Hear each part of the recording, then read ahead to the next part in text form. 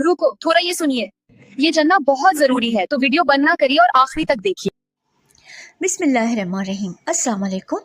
आज आपके साथ शेयर करूंगी 8 ऐसे सुपर फूड जो हमारी हेल्थ के लिए बहुत ज़्यादा फ़ायदेमंद है और चंद नुकसान है। नंबर 1 पे मैं बात करूंगी अमरूद की। अमरूद विटामिन सी से भरपूर होता है और हमारी क़ुव्वत मुदाफ़िक में बहुत ज़्यादा मददगार साबित होता है और वज़न कम होता है अमरूद खाने से।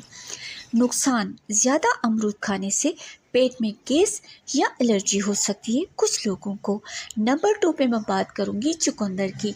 चुकंदर हमारे खून को साफ करता है, हाई ब्लड प्रेशर कंट्रोल करने में बहुत ज़्यादा मददगार साबित होता है, एंटीऑक्सीडेंट से भरपूर होता है। और नुकसान: ज़्यादा चुकंदर खाने से यूरिन का कलर गहरा हो सकता है। नंबर 3 पे मैं बात करूंगी एप्पल। वीडियो पसंद तो लाइक और शेयर कर दें। अगर मेरे चैनल पे न्यू है तो मेरे चैनल को सब्सक्राइब कर दें और एक कमेंट करके बताएं कि आपको कौन सा सुपर फूड पसंद है। तो हमें याद रखिएगा। शुक्रिया।